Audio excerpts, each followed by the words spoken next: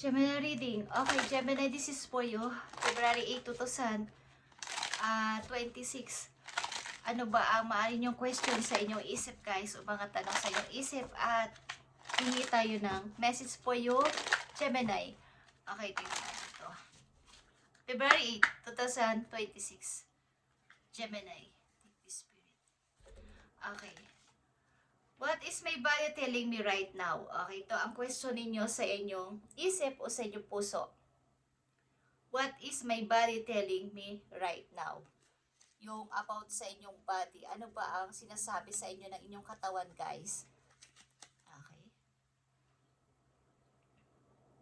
Maaring kayo ay may nararanasang physical pain sa inyong katawan, guys. Discomfort. Okay. Sa inyong emotion.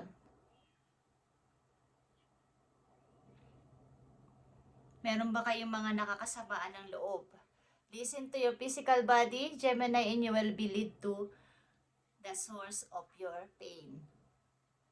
Okay. Maaring may naranasan kayong pain. Hindi lang ito sa sa inyong emotion, guys. So, maging aware kayo. What is my body telling me right now? Ano ba ang sinasabi sa inyo ng inyong katawan? Sa ngayon, ngayong buwan na to, ngayong linggo na to, o ngayong araw na to, Gemini, ano ba ang inyong nararamdaman? Okay, yung inyong emotion ba ay down, nadidrain, kailangan nyo ng pagpapahinga, kailangan yung paghihiling, Gemini, okay, pakaramdaman ninyo inyong body, kung inyong may sinasabi sa inyo. Hindi lang ito about sa puro trabaho, kailangan din ninyong pakinggan kung ano ba ang sinasabi ng inyong katawan sa inyo. Okay, sa inyong puso. Okay guys, tingnan natin ang bakit ganito ang tanong ninyo. Okay guys, what is my body telling me right now? February 2026. Okay. Para to sa mga may ganito sitwasyon, guys, at ito ang message sa inyo. Hindi ito para to sa mga Gemini, but kung hindi ito para sa inyo is wag niyong ipilit. Okay guys. So Gemini, tingnan natin. Andito ang 6 of Cups. Andito ang 3 of Cups. At nandito ang Temperance. Okay guys. Tayo water energy. Sagittarius is here.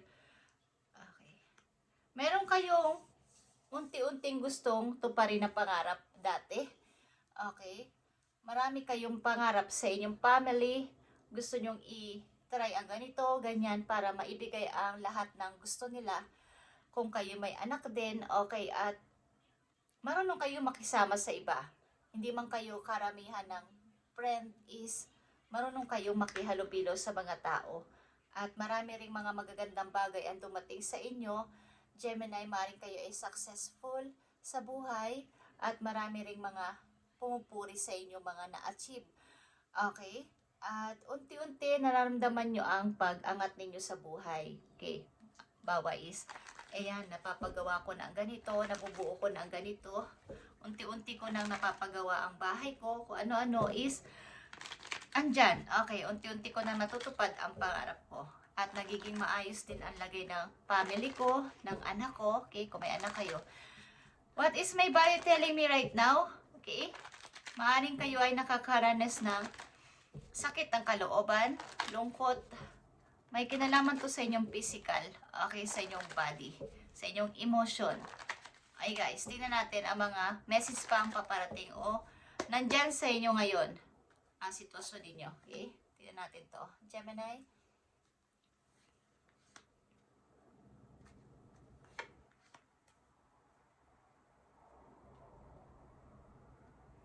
Nandito din ang 4 of Cups, guys. May kinalaman to sa inyong emotion, sa inyong feelings. Andito ang the Moon. Andito ang the Magician. And the Star. Tayo about sa dream ninyo. Panata. Okay. Ito din ay Temperance, guys.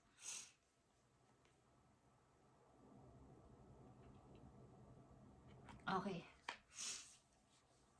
Pagamat sabi ko nga kayo ay maraming na-achieve o na-achieve sa buhay is nanatili kayong tahimik at ayaw nyo tong ipagsasabi o ayaw nyo ipaalam naman kahit kanino ang inyong mga naiisipan o pinaplano sa kasalukuyan.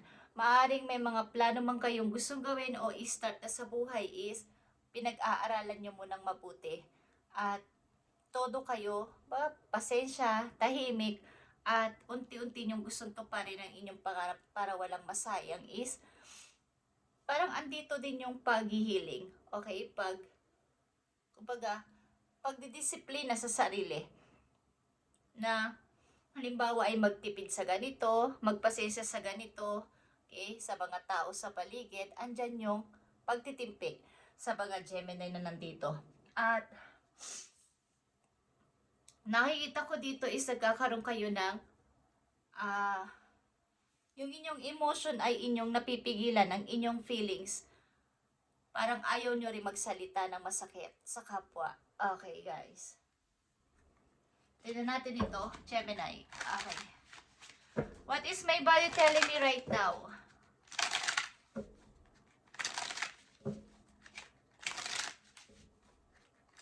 Kumbaga, may gusto kayong i-start na isang bagay, ayaw nyo muna itong padalos-dalos na gawin o sabihin sa kahit sa malalapit na tao sa buhay ninyo.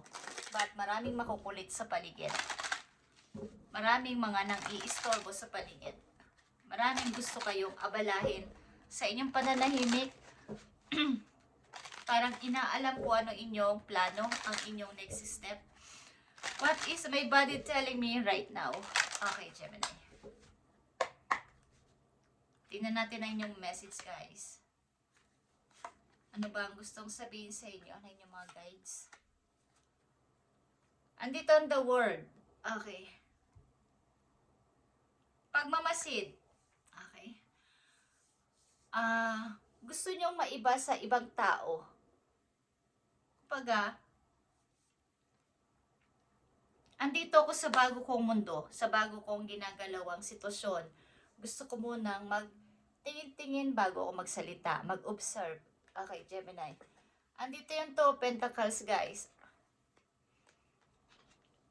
Andito yung 8 of Swords. At andito yung the Magician again. Okay. May dalawa ka ditong Magician.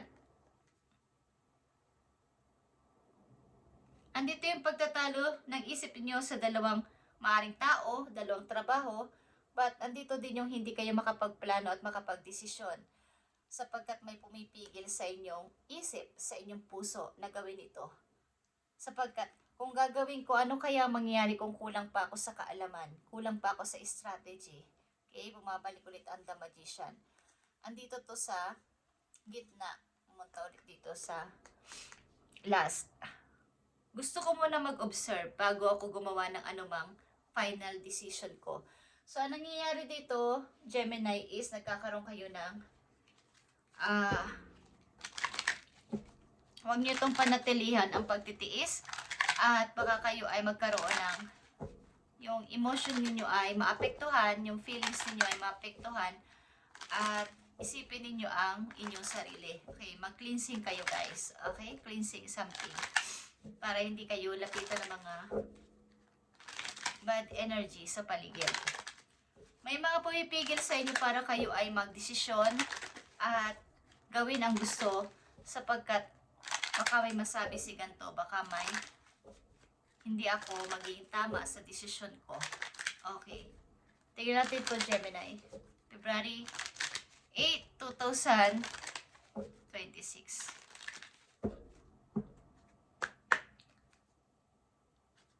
Okay. Your life is about to start moving quickly in some areas, Gemini. Okay. So maraming na bagong agad-agad sa inyong buhay. Some areas of your life is parang ang bilis na may nagbago sa inyong sitwasyon. With the flow and mindful of what needs your attention most. Make decisions rationally but sensibly.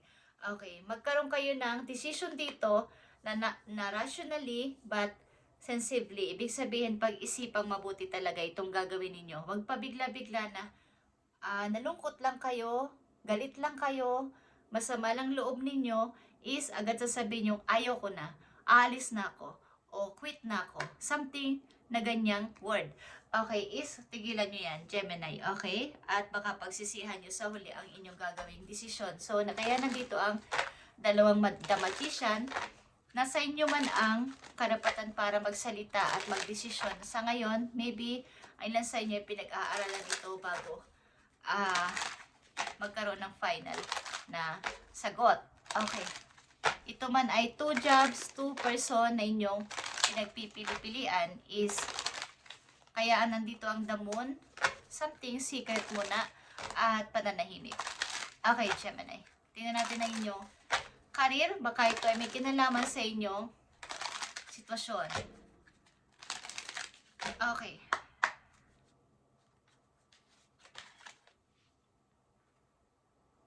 Andito ang loss.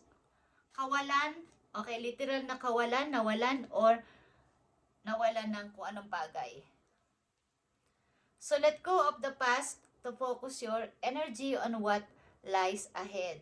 Kung may nawala sa inyo, literal, o may nawala sa inyong bagay, nawalang tao, nawalang mga bagay, o ano man yan is, i-let go na yan, guys, at focus your energy sa ngayon, sa inyong present. Okay? A major phase in your life is ending. Embrace the new. I-embrace nyo ang bago. Gemini, this time, maaaring kaya nandito ang Temperance and the Star is meron ditong paghihil, healing, something cleansing, panata, at pagiging isang mapagpasensya para sa bagay na to. Okay? Para sa gagawin ninyong isang para itong komplikadong pagpapasya. Okay. Maaaring apektado ang inyong emotion o feelings this time. So, kayo ay maging aware sa inyong nararamdaman. Okay, Gemini. Sa inyong kasalukuyan. Para hindi kayo magkaroon ng yung inyong emotion ay hindi ma-drain. Okay. Something, healing energy, tingnan natin. Gemini para sa inyo.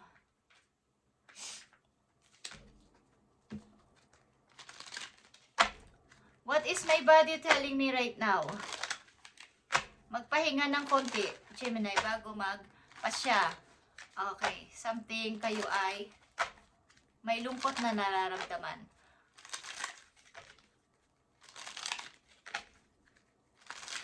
Maaaring may pigil sa inyo para kayo ay magalit.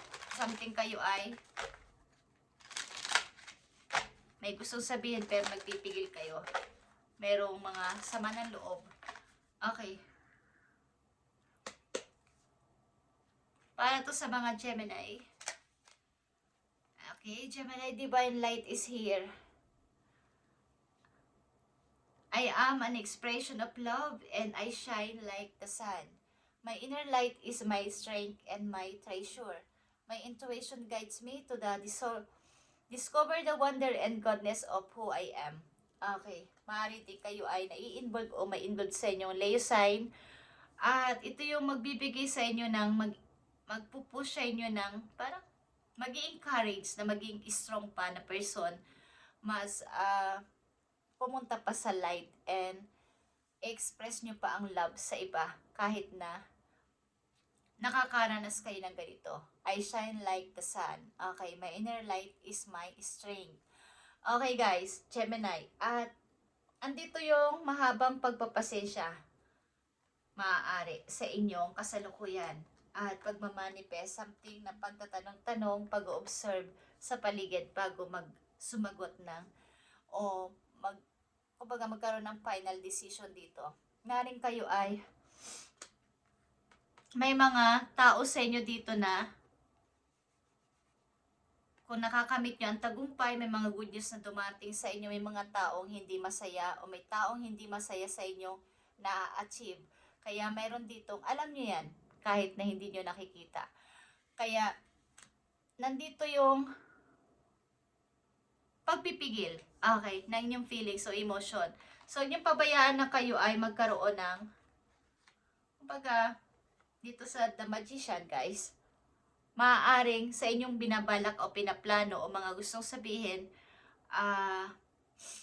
Huwag kayo masyadong katiwala sa inyong mga nakikilala o bago-bago pa lang na mga na mimit na tao sa paligid. Baka hindi naman sila sadya na mga person na to ay madula sila o magkaroon ng hindi magandang